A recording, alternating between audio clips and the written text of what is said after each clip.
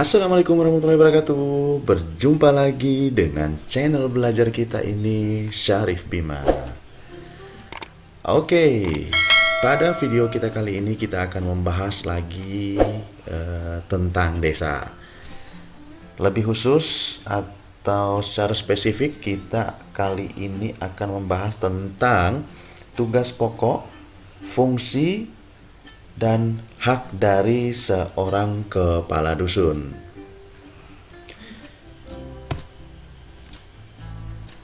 Tugas pokok, fungsi, dan hak dari seorang kepala dusun itu sebagaimana diatur dalam Undang-Undang Nomor 6 Tahun 2014 tentang Desa dan Peraturan Menteri Nomor 84 Tahun 2015.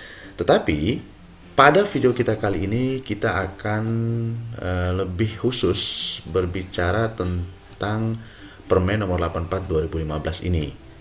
Oke, secara umum apa sih yang menjadi tugas pokok, fungsi, dan hak dari seorang kepala dusun? Mari kita lihat. Tugas kepala dusun dan fungsinya itu apa saja? Nah, berikut adalah gambaran umumnya ya. Seorang kepala dusun itu mempunyai tugas membina masyarakat agar tentram dan tertib, lalu melakukan upaya perlindungan bagi masyarakatnya. Selanjutnya, seorang kepala dusun menjadi motor penggerak kependudukan. Berikutnya, melakukan penataan dan pengelolaan potensi di wilayahnya, melakukan pembinaan dan menumbuh kembangkan kesadaran dalam hal menjaga lingkungannya, melakukan pemberdayaan guna memperlancar pemerintahan desa dan pembangunan. Itulah tugas kepala dusun dan fungsinya yang wajib dilaksanakan. Selanjutnya kita akan masuk kepada struktur organisasi berdasarkan Permen Nomor 84 Tahun 2015 ini. Pada ketentuan pasal 2 ayat 1, pemerintahan desa adalah kepala desa dibantu oleh perangkat desa. Pada ayat 2-nya, perangkat desa sebagaimana dimaksud pada ayat 1 terdiri atas 1 atau A, sekretariat desa, B, pelaksana kewilayahan, dan C, pelaksana teknis. Pasal 3-nya, perangkat desa sebagaimana dimaksud pada ayat 2 berkedudukan sebagai unsur pembantu dari kepala desa. Nah, lanjut pengertian dari pelaksana kewilayahan. Pelaksana kewilayahan sebagaimana dimaksud dalam pasal 2 ayat 2 huruf B merupakan unsur pembantu kepala desa sebagai satuan tugas kewilayahan. Nah, teman-teman perlu ketahui bahwa pelaksana kewilayahan ini dalam kehidupan kita sehari-hari atau dalam kehidupan bermasyarakat seringkali juga disebut atau dikenal dengan kepala dusun. Kepala dusun apakah termasuk perangkat desa? Oke, kita cek jawabannya ya. Pada ketentuan pasal 2 tadi, seharusnya kita sudah tahu dong bahwa seorang kepala dusun sebagaimana dimaksud dalam pasal 2 ayat 2 huruf B, perangkat desa sebagaimana dimaksud pada ayat 1 huruf B-nya ya, pelaksana kewilayahan. Nah, diperjelas pada ayat 3-nya, perangkat desa sebagaimana dimaksud pada ayat 2 berkedudukan sebagai unsur pembantu kepala desa. Berarti, kepala dusun itu jelas termasuk perangkat desa ya teman-teman. Lalu, berapakah jumlah kepala dusun dan apa saja sih tugas dari kepala dusun tersebut? Hal ini dibahas dalam pasal 4 Permen 84 tahun 2015 tadi ya teman-teman. di mana pada ayat satunya pelaksana kewilayahan sebagaimana dimaksud dalam pasal 2 ayat 2 huruf B merupakan unsur pembantu kepala desa sebagai satuan tugas kewilayahan. Ayat 2-nya, jumlah unsur pelaksana kewilayahan sebagaimana dimaksud pada ayat 1 ditentukan secara proporsional antara pelaksana kewilayahan yang dibutuhkan dengan kemampuan keuangan desa serta memperhatikan luas wilayah kerja, karakteristik, geografis, jumlah kepadatan penduduk, serta sarana prasarana penunjang tugas.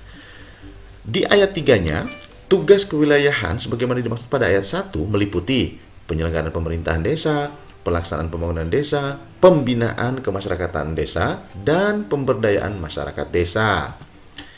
Pada ayat 4-nya, pelaksana kewilayahan dilaksanakan oleh kepala dusun atau sebutan lain yang ditetapkan lebih lanjut dalam peraturan bupati atau wali kota dengan memperhatikan kondisi sosial budaya masyarakat setempat.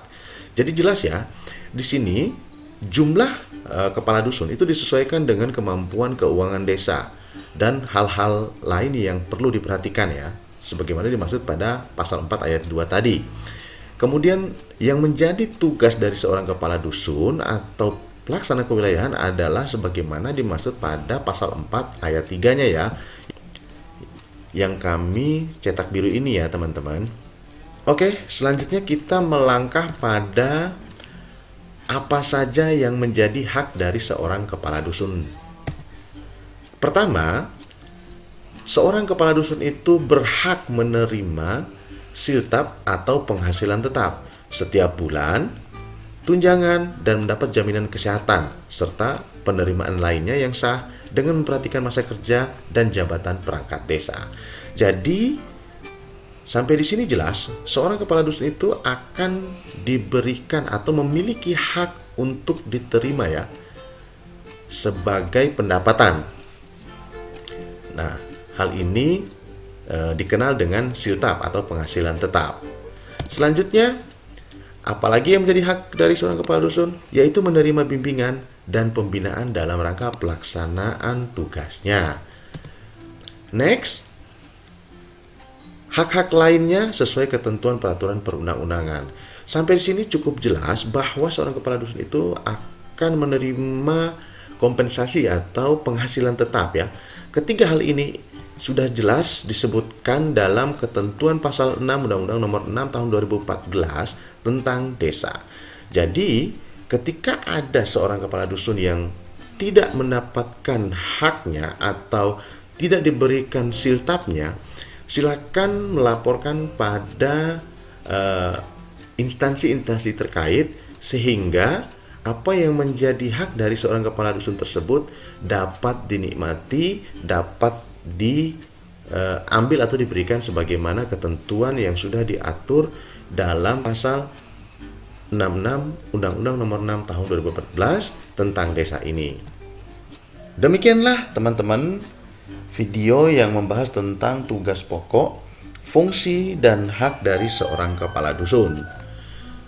Jadi teman-teman yang kedepannya atau memiliki sanak famili, kerabat yang kebetulan pada saat ini dipercayakan atau sedang mengemban amanah sebagai seorang kepala dusun, dapat teman-teman tunjukkan video ini, beritahukan materi yang sudah teman-teman dapatin dari video ini, sehingga sanak famili atau kerabat tadi dapat mengetahui apa yang menjadi hak, tugas, fungsi, dan tanggung jawab dari seorang kepala dusun. Jika masih ada yang kurang atau masih ada yang teman-teman ingin tambahkan, silakan langsung pada kolom komentar ya. Dan tidak lupa, sebelum kita mengakhiri video kita, tidak bosan-bosan kami kembali mengingatkan dan selalu merefresh ingatan kita. Bagi teman-teman yang belum mengklik tombol subscribe, agar diklik dulu tombol subscribe-nya. Dan jangan lupa juga hidupkan lonceng notifikasinya. Karena dengan demikian, teman-teman sudah memastikan diri untuk menerima update dan info-info terbaru dari channel belajar kita, Syarif Bima ini. Jangan lupa juga ya, komen, share, dan like video kita, sehingga makin banyak teman-teman yang dapat mengambil manfaat dan faedahnya. Sampai berjumpa lagi. Syarif Bima di sini pamit undur diri. Wassalamualaikum warahmatullahi wabarakatuh.